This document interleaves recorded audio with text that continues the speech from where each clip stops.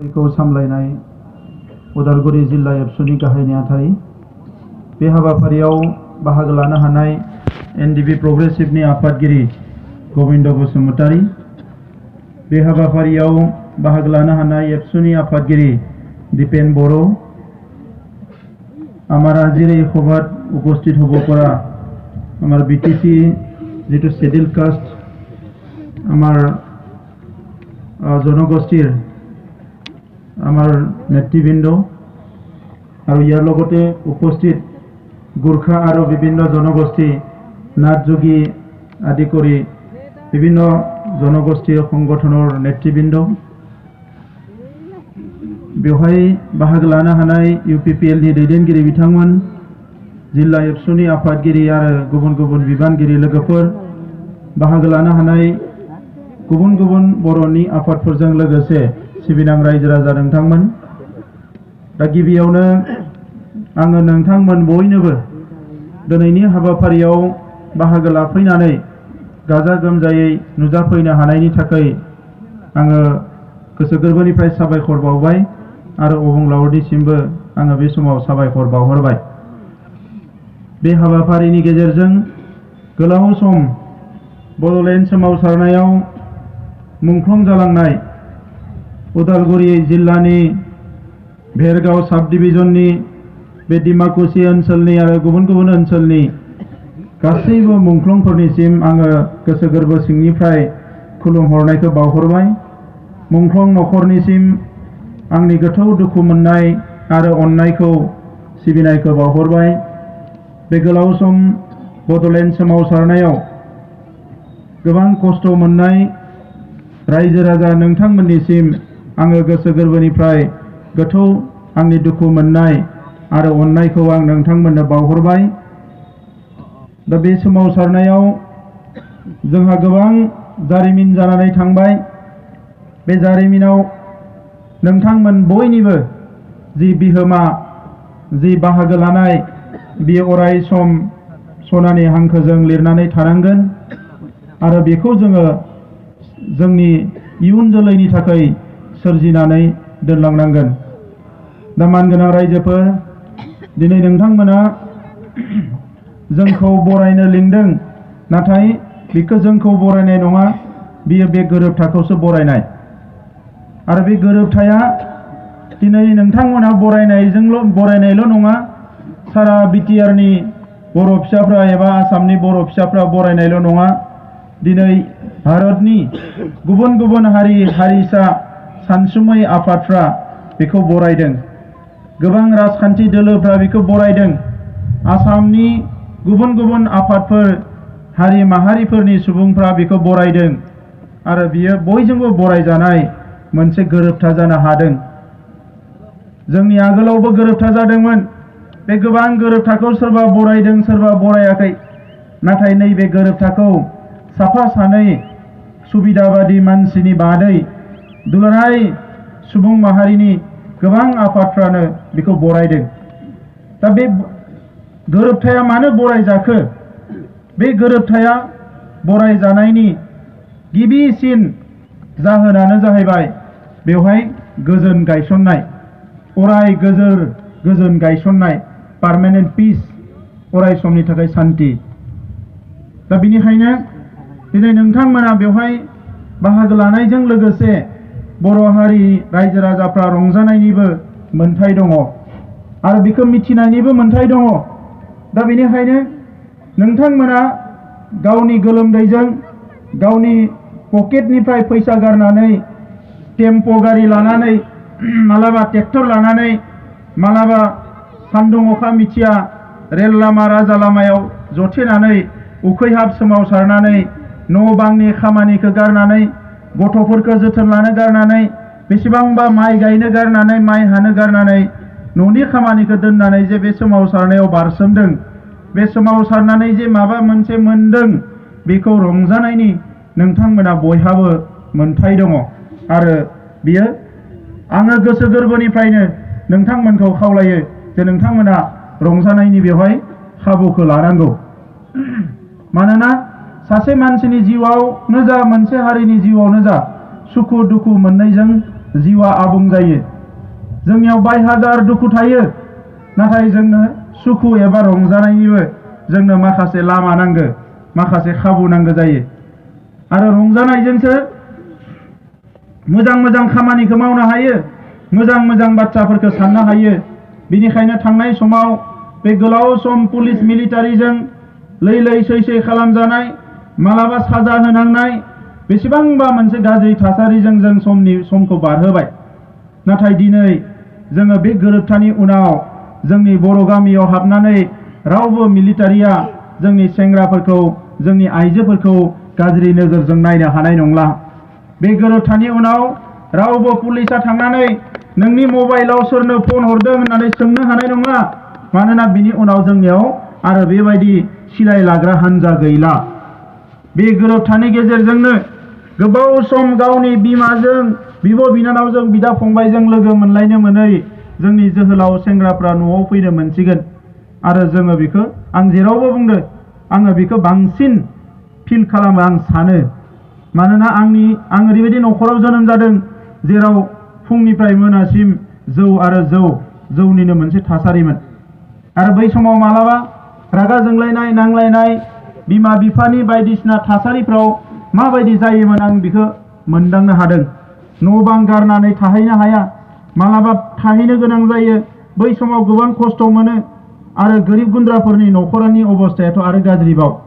दा दिनै सासे मोजां गोहो गोरा फिसा हौवाया न'आव थायोब्ला न'आ बेसेबां मोजां जायो, बे खोथाखौ जों बयबो साननो हायो।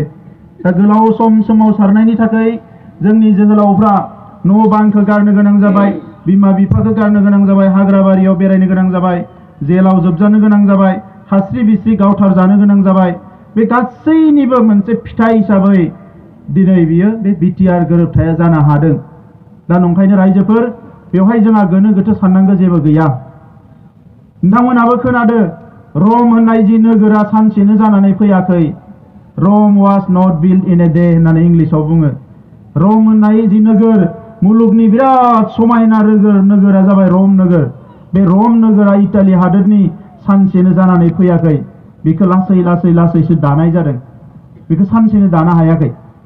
दा दिनै बर' हारियाबो गोदो रायजो दङमोन, राजा दङमोन, जोंहा गावनि बाथौ थानसालि दङमोन, खेराइ बागुरुम्बा गासैबो दङमोन। दिनै जे गोमालांनो हमबायमोन। दा बेखौ नैबे जांख्रिथायनि गेजेरजों बड'फा उपेन्द्रनाथ ब्रह्मआ, एनडिबिनि लिडारफ्रा, बिएलटिनि लिडारफ्रा, बर' थुनलाइ आफादनि लिडारफ्रा बयबो नाजायैनो जों जुदि जोंनि बड'लेण्डखौ रम होननानै लादोंबा बेखौ लासै लासैनो दाबोगासिनो दङ, मोनसेनि उनाव मोनसे। दा नंखायनो बेवहाय सोंखारिलायनायनि जायगा गैया, मुं सुलायलायनायनि जायगा गैया। सोरबा बांसिन मावदों, सोरबा खम मावदों, सोरबा थाब थैदों, सोरबा उनाव थैदों, सोरबा बांसिन जेल जोबजादों, सोरबा खम जेल जोबजादों। नाथाय खस्थ'खौ बयबो लादों। जों साननानै लानाङा, आमखानि फिसालाया जेलाव दङ माने आं रंजादों, नङा बियो। आमखानि फिसालाया जेलाव दङ माने आंबो दुखु मोनदों। आमखानि फिसा हौवाया गावथार जादों, जोंबो दुखु मोनदों। ओंखायनो बियो, बे दावहाया, बे जेंनाया बे दुलाराय बर' हारिनि जेंनामोन। आरो बे जेंनाखौ दिनै जोङो खौसेयै लाबोनानै जे सुस्रांनो हाबाय, बेवहाय जोंहा गोजोननाय दङ रायजोफोर। जोंनि रमखौ जों दागोन, जोंनि सनानि बड'लेण्डखौ जों दागोन। बड'फा उपेन्द्रनाथ ब्रह्मआ बे बिबानखौ जोंनो होलांदों, आंनो हारसिं नङा। सोरबा सोरबाया आंखौ बिराद बुखिदों, प्रमद बर'आ ओरै खालामदों, प्रमद बर'आ ओरै खालामदों। प्रमद बर'आ रावबो नङा, बे नोंथांमोन बायदिनो आंबो सासे बर' फिसासो। बिनिख्रुइ आंनियाव खुनु गोहोबो गैया, सक्तिबो गैया, जेबो गैया। खालि आङो दायित्व होदोंमोन, बिबान होदोंमोन हिसाबै एबसुनि आफादगिरिनि, आङो माइकआव एसे खोथाखौ बारा बुंदों, राजा लामायाव एसे आङो होख्रावदों, दिल्लीयाव आङो थांदों, अफिसारफोरजों आंनो नांलायदों। बे खोथा बाथ्राफोरखौ आं एसे हयथ' बांसिन मावदों, नाथाय आंबो रावबो नङा। बर' हारिया जेखौ मावनो होनो बेखौसो मावनो हागोन। बर' हारिया जेखौ मावा होनो बेखौ रावबो मावनो हाया। हारिखौ लानानै रावबो गेलेनो साहस दा खालामथों, आरो आंबो खालामा, रावबो खालामनो नाङा। दिनै जोंनि गोरोबथाखौ नायबोदो। मोनसे समाव खास्रि बिस्रि बुथार जानाय, दानि आंखौ फुङाव लोगो हमदों भलेन्टियार फर्सनि माखासे सोद्रोमा बिथांमोन, जायफोरा बड'लेण्ड आन्दलन सोमावसारनायाव बारसोमदोंमोन। दिनै बिथांमोना सोमावसारनाया जोब्बाय, माखासेया मुंख्लं जाबाय, जायफोरा दङ अबथिरा लेखा फरायनो गारनानै खामानि दामानि मावनो गारनानै हारिनि मोनसे सोमावसारनाय होननानै बिथांमोनाबो बारसोमदोंमोन। सोमावसारनाया जोबलांबाय, गोरोबथाया जालांबाय, सोरबा राजा मन्त्रि जाबाय। दिनै जोंनि बिदा फंबायफ्रा दिनै जेबो मोनालासिनो गोग्लैनानै थानांबाय। गोबाङानो दिनै मा जाबाय, केसबो दंबावो, केसआबो जोबबावाखै। दा बिनि थाखाय सोरखौ दाय हमगोन? दिनै जाय बे जौसाङाव बिबुंथि होदों बेखौ दाय हमगोन ना गोदो मावलांनायफोरखौ दाय हमगोन? जोङो दाय होलायबा जानाय नङा। सोरबा बुंदों बिटिआर सुक्तिया मोजां जायाखै। बिटिआर सुक्तिया मोजां जायाखैबा बिएसि सुक्तिया मा जादोंमोन? बेथ' स्टेट एक्टनि सिङावसोमोन। बिएसि सुक्तिया दिनै 6 शिड्युल सेन्ट्रेल एक्टनि सिङाव। नाथाय बिटिसियावबो जोंनि माखासे जेंनाफ्रा जोबाखै होननानैनो सोमावसारदोंमोन। दिनै बिटिसि सामलायग्राफ्रा बुङो जे दिनै नैबे आयेना पास जायाखै, नांगौ बायदि फैसा मोनाखै, ओरै जायाखै। अब्ला बेथ' बोरै मोजां जालायखो? दिनै नांगौ बायदि बियो जाबोखायाखै। ओंखायनोथ' जोंनि खुन्थिया थुना दोननाया बिराद गोजानाव। बै खुन्थियाखौ जों होसोयैनो लामा हान्थिबोगासिनो दङ।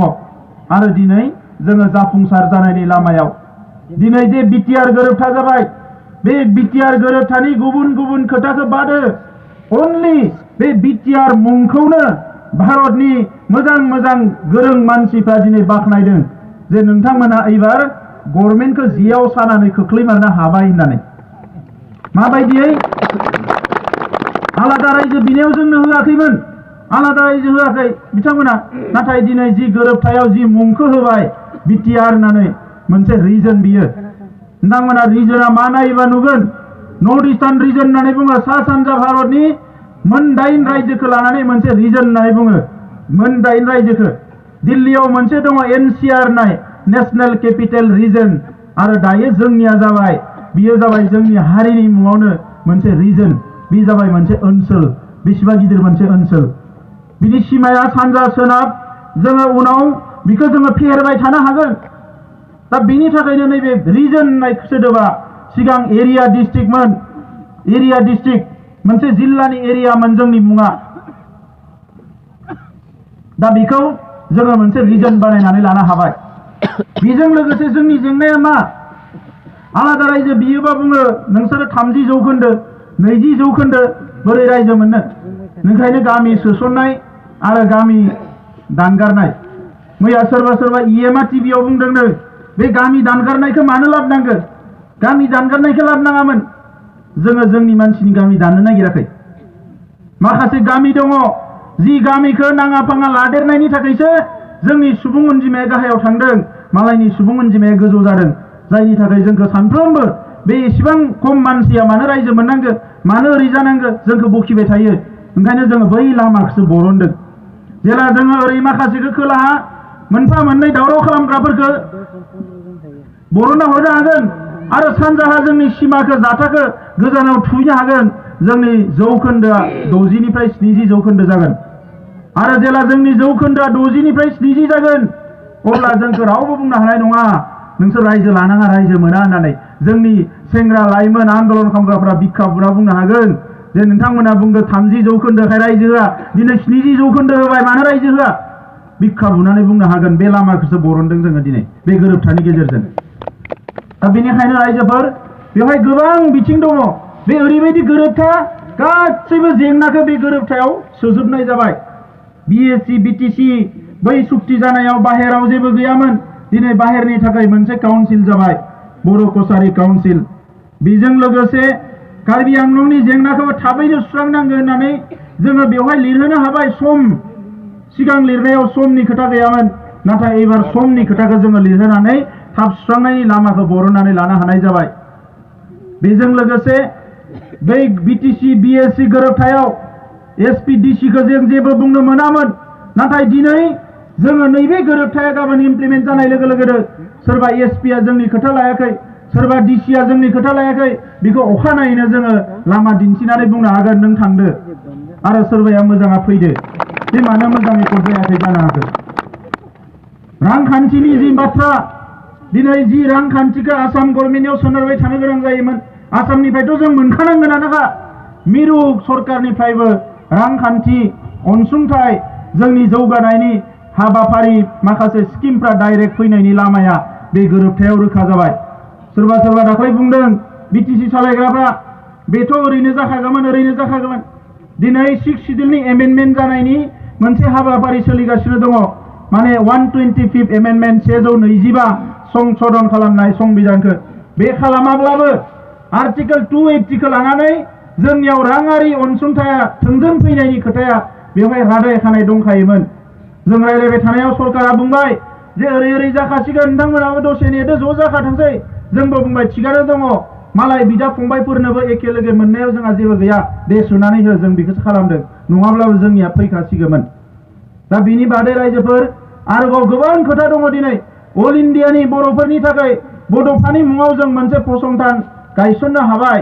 बे लासै लासै बे गायसननाय जागोन क'क्राझाराव मोनसे, दिल्लीयाव मोनसे, जायजों बुहुमनि इन्डियानि बर'फोरनि गुबुन बेंगलाव थानाय, गुबुनाव थानाय बे बर'फोरनि राव थुनलाइफोरखौ रिसार्च खालामनो, जौगाहोनायनि, जोंनि सिनायथिखौ रैखा खालामनायनि माखासे लामाखौ जों मोनबाय। आरो बेवहाय गासैबो राङारि मददखौ भारत सरकाराबो हरनांगोन, आसाम सरकाराबो हरनांगोन। दा बे गोरोबथानि गेजेरजों बे जाबाय। दिनै लाइमोनफ्रा, सेंग्रा सिख्लाफ्रा साख्रि बाख्रि मोननांगोन। एनडिबिनि जायफोरा जग्य बैसो दङ, मा दङ, बिसोरथ' मोनगोन। बिनि अनगायैबो जोंनि माखासे सेंग्रा सिख्लाफोरखौ डिफेन्सआव, पेरामिलिटारि फर्सआव साख्रियाव सोनो थाखाय बेवहाय रादाय खानाय दङ। दा बे मोनसे मोजां लामा दङ। बेजों लोगोसे आरोबाव गोबां दङ बेवहाय। जेसेबां भेन्सार स्कुल दङ खेबसेयावनो प्रभिन्सियेलाइज जाजोबनांगौ, सेपारेट डाइरेक्टरेटआ जानांगौ। सोलोंथाइनि जेंनाखौ लाना बेसेबांबा जुजिबोबाय जोङो। बिटिआरनि बाहेरनि बर' मिडियामनि जेंनायाबो जोबजोबनांगौ। बेफोरखौ लानानै जोङो बेसेबांबा रायलायबोबाय। दिनै बे गोरोबथायाव बे खोथाफ्रा हाबजोबबाय। दा बेनिखायनो रायजोफोर, बेयो एसेबां फिसा मोनसे एकर्ड नङा। बेजों लोगोसे दिनै इउनिभारसिटिनि खोथा दानि बुंलांबाय। 30 बोसोरनिफ्राय बिबोबाय सेन्ट्रेल इउनिभारसिटि नांगौ होननानै। खेबसे सिलचराव गायसनहैबाय, खेबसे तेजपुराव गायसनहैबाय। नाथाय लेटब्लाबो जोङो खेबसेयावनो मोनसे बिबाय थादोंमोन, जोङो मोनब्रै मोननो हाबाय। बे जाबाय बेसेबांबा जोंनि थाखाय साक्सेस। आरो बेवहाय आलादा रायजो गायसननायनि थाखाय जि इनफ्रास्ट्राक्चार नांगौ, बेयो क्लियार जानायनि मोनसे लामायाव फैबाय। ओंखायनो दिनै गभर्नमेन्टनि मानसिफ्राबो बुंदों जे नोंसोरो लासै लासै रायलायो, नाथाय नोंसोरनि मेलेमा खम नङा होननानै। आसामाव मोनसे गोरोबथा जादोंमोन 1985 मायथाइयाव। बे गोरोबथाया दासिमबो इमप्लिमेन्ट जाजोबाखै। नोंथांमोना नुदों आसाम एकर्ड रुपायन जानांगौ, इमप्लिमेन्ट जानांगौ, दाबो जायाखै। नाथाय बे 30 बोसोराव जोङो नाफामफ्रा 3 एकर्ड खालामनानै लाबाय। रावखौबो जों नेनानै थायाखै। दा बेनिखायनो दिनै बर' हारिया जे मोनसे भाइब्रेन्ट जाथि, साननो हनो गोरों जाथि, बे खोथाखौ दिनै बयबो रिकगनाइसन खालामबाय। आरो बेनि देरसिन रिकगनाइसना जाबाय थांनाय 7 फेब्रुवारियाव नोंथांमोन बयबो बेवहाय साखि जाहैदोंमोन। जेला प्राइम मिनिस्टारा फैयो, बिथांनि खुगाजोंनो बुंलांबाय, बे बर' हारिनिफ्राय भारतनि मानसिफ्रा गोबां सोलोंनो गोनां दङ। बियो फिसा खोथा नङा रायजोफोर, बे बेसेबांबा गिदिर खोथा। मोनसे हादोरनि प्राइम मिनिस्टारा फैनानै जे बुंबाय बर' हारिनिफ्राय सोलोंनो गोनां दङ। दा जोंसो बुजिनांगोन प्राइम मिनिस्टारा मानो बेखौ बुंलांखो, जोंनि बबे गुनखौ लानानै बुंखो।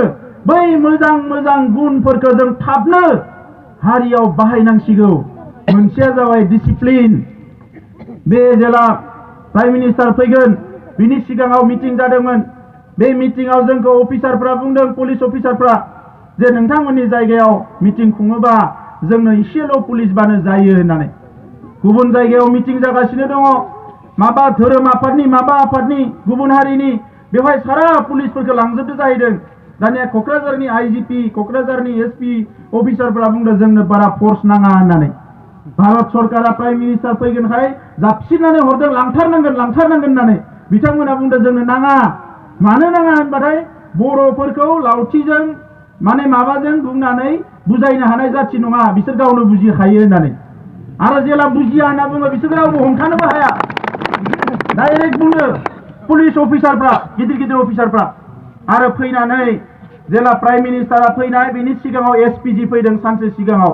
बै एसपिजिफ्रा प्राइम मिनिस्टारनि फैनायनि सिगाङाव आंखौ लोगो मोनदों, सोरबा लोगो मोननानै नाम्बार लानानै थांदों। आरो दिल्लीनिफ्राय बिसोरो वाट्सएपआव फट' हरदों, फनाव रायलायहरदों। आरो बुंदों बिथांमोना, सार जोङो सोमोनांनानै फैबाय होननानै। एसेबां लाख लाख मानसि एसेबां डिसिप्लिन दा मानगोनां रायजोफोर बेखौ जोंहा माहारियाव बाहायनांगोन जोंनि माहारियाव जोंहा बाहायनांगोन बेखौ गुबुन हारिफ्रा गोजोन लाबोनो हायाखै जोंनियावबो थांनाय 12 बोसोराव जोंनि सिलाय लाग्राफोरखौ गावस्राय मोनथाम मोनब्रै गावस्रा होबाय बे गावस्रा होनायनि गेजेरावबो जे गोरोबथाया जाबाय बेयो बेसेबांबा गिदिर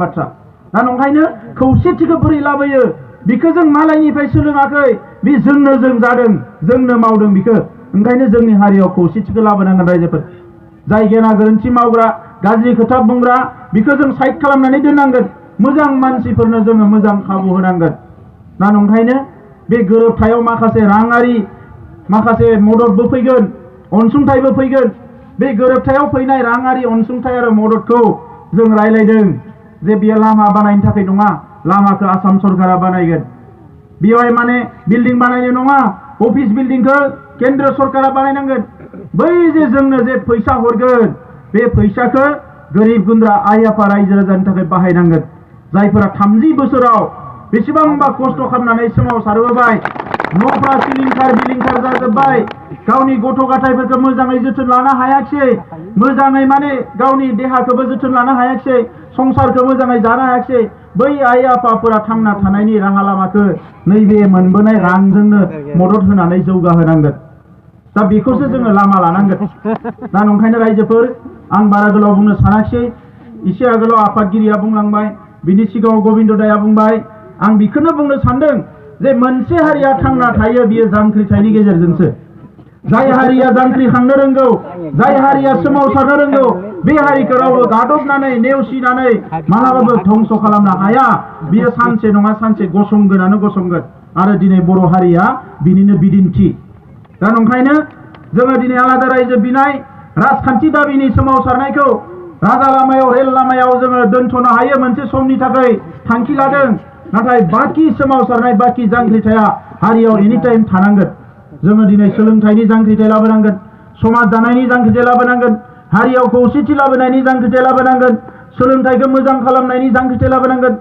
गामि गफायाव जोंनि ओनसोलफ्राव जौ जुवा खोमसि फोथायनाय गाज्रि बाथ्राफोर उन्दै बैसोआव हाबा जानाय बे गासैखौबो जोङो फोजोबनानै मोनसे मोजां गोख्रों आरो सोद्रोम समाज दानायनि जि जांख्रिथाय बेखौ जों लांबाय थानांगोन मोजां खुंथाय गायसननायनि जांख्रिथायखौ लांनांगोन दिनै दुखु मोनदों खोनानानै दिनै जोंनि जि खुंथाय बियो माने लाख लाख कौटि थाखाखौ मिसइउज खालामजोब्बाय बावैसो साख्रि बाख्रिनि खोथा सोलिबाय थादोंनो 2 लाख नांगौ 9 लाख नांगौ माने एसे साख्रि गिदिरबा 25 लाख गाहाम लादों जाहैदों जोंनि सरकारानो बिराद दुखुनांथाव खामानि दामानि ठिकादारफोरनि अबस्थायाथ' गाज्रि दानि सासे फंबाया बुंदों बिजनेस मावग्रानो आंखौ एसे सिगाङाव लोगो मोननानै ठिकादारफ्रा सुइसाइड खालामनांसिगोन होननानै 35 बेसेबां होनदों 3,500 कौटि लायबिलिटिस दोङो बहा मोनबावनो भारत सरकारा बे फैसाखौ हरला जोंहा ठिकादारफ्रा गावनिनो सरकार गावनिनो EM होननानै खुगाजों बुंनायावनो लामाया बानायनानै होबाय बिल्डिंआ लुनानै होबाय दानिया फैसा हरनो समाव गैला 10% लानानै आराम जाबाय न' बां लुबाय गारि बायबाय बेनोसै बे बिराद दुखुनांथाव जादों साख्रि लानो थांग्राफ्रा बुंगासिनो दङ आंनो सार फिसा साख्रियावनो 2 लाख नांगोनो 9 लाख नांगोनो बोरै जानो साख्रिखौ दानिया लानो हायाखिसै MA पासनिथ' सार्टिफिकेट दङ BA पासनिथ' सार्टिफिकेट दङ माबा BTECनि सार्टिफिकेट दङ फैसाया गैया साख्रिया लानो हायाखिसै दिनै गावनि सरकार थानायावनो बे बोरै जानांगोन जोबोद दुखुनांथाव इउनिफर्म बायनायनि गथ'फोरनि बिराद बाजार सोलिदोंनो मैया सासे अफिसारा खोन्थाहरदों आंनो क'क्राझारनिफ्राय आफादगिरि होननानै बुंफ्लांबाय थायो आंखौ आफादगिरिमोन नालाय मैया मोनायाव आंनो बुंहरदों आफादगिरि मा जाबावनो ओरैबायदि जाबाय सरकारा थाबनो सोलायदो लाजिखांनायसो मोनबाय जोङो होननानै बाजार बायदि जाबाय होननानै बे गथ'फोरनि गस्ला इउनिफर्मनि माबा टेन्डार जागोननो माबा जागोननो बेखौ माने ओरैबायदि खालामबाय बिराद हुलुस थुलुस जेरावबो फिसानिफ्राय जेरावबो जाख्रेबनो नागाराखिसै ओरैबायदि गाज्रि अबस्था जाबाय दा नंखायनो रायजोफोर मोजां खुंथाय लाबोनांगोन जोंनि खुंथायगिरिफ्रा सोरबा सिलिगुरियाव थानानै बहाबा थानानै अफिस खुंग्रा जाबायनो रायजो राजाफोरखौ थांबा खारखोमायोनो दिनै उदालगुरिनिफ्राय नागिरलांनानै क'क्राझाराव अफिसाव जुदि EM लोगो मोनाब्ला अफिसार लोगो मोनाब्ला चिफ डिपुटि चिफखौ लोगो मोनाब्ला बिनिख्रुइ दुखुनांथाव मा थानो सानबेसे थांनो हानो जोंनि मानसिफ्रालाय दा नंखायनो रायजोफोर जे दिनै बै दैदेनगिरिफोर सोलायनांगोन जाय दैदेनगिरिफ्रा मानसिखौनो गियो रायजोखौनो गियो रायजोजों साफिनोनो गियो बेबायदि दैदेनगिरिया मा खामानि मावनो हानो सरकाराथ' रायजोनि थाखायसो ना दा नंखायनो जोङो थेला आला रिक्सा आलानिफ्राय लानानै बन दाननानै जाग्रानिफ्राय लानानै फिथा फानग्रानिफ्राय मैगं फानग्रानिफ्राय लानानै बयबो लोगो हमनो हानाय खामानि मावनो हानाय मोनसे सरकार लाबोनांगोन रायजो राजानि सरकार रायजो राजानि सरकार बिदा फंबायफ्रा नांगौबानो फन खालामनो हानाय नांगौबानो लोगो हमनो हानाय नांगौबानो लिंहरनो हानाय नांगौबानो सावरायनो हानाय बेबायदि रोखोमनि दैदेनगिरिफोरखौ जोङो जायगायाव फज'नांगोन दा नंखायनो गोनो गोथो जानांगौनि खोथा गैया रायजोफोर नोंथांमोनानो जोंनि मुंख्लंफ्रानो बयबो खस्थ' खालामनानै माबा मोनसे लाबोबाय आरो बेखौ मोगथाङाव बाहायनांगौआ जोंनि बिबान आरो बिनि थाखाय थै गोलोमदै जेबो होनो नाङा खालि मेलेमखौल' मोजाङै बाहायनांगोन इलेक्सन फैनाय लोगो लोगोनो गाबोननो बायनो फैनोसै जोंखौ नोंसोरनि गामिया ओरैला नैबे लिडारा ओरैला जायखौ जेसेबां बायनांगौ बेखौ बिसिनियाव बायनो नागिरगोन नाथाय बिनि उनाव 5 बोसोर जेबो खामानि मावनाय नङा दा नैफोर खोथाफोरखौसो जोङो गोसोआव लाखिनांगोन राजखान्थि खालामनाय खालामनायखौ लानानै बे साननैसोआव आंखौबो बखिगासिनो दङ टिभि चेनेलफ्रा फैयोबा खाथियाव सोङो राजखान्थियाव नों माला जइन जानो गुबुन हारिफोरनि मानसिफ्रा बिराद फ्राव फैदों फुंनिफ्राय न'सिम आं इएनबो नङा जेबो नङा मन्थ्रिबो नङा एबसुनि आफादगिरिनिफ्राय मैयासो दाख्लैसो ओंखारदों मानसिफ्रा बयबो फैनानै बुङो नोंथाङा जेरैबो फैथारनांगोन आं बुंदों आङो बाखि 10 जननि बायदि आं राजखान्थि खालामनो लुबैया जि राजखान्थिया हारिनि खामानि मावनो हाया जि राजखान्थिया समाजनि खामानि मावनो हाया जि राजखान्थियानिखि ओनसोल जौगानायनि खामानि मावनो हाया बेबायदि जाख्रेबनाय थगायनाय नासयनाय राजखान्थिखौ आं खालामनो गोसो गैया आरो जुदि आं राजखान्थि खालामनांगौबा बे मानसिफ्राबो सिदा जानांगोन बयबो माने बेबायदि माखासे गाज्रि खामानिखौ जाहाथे मावनो हाया बिनि थाखाय बयबो गोख्रोङै मदद होबासो राजखान्थि खालामगोन नङाबा खालामा होननानै आं बुंदों राजखान्थि खालामनाया गिदिर खोथा नङा रायजोफोर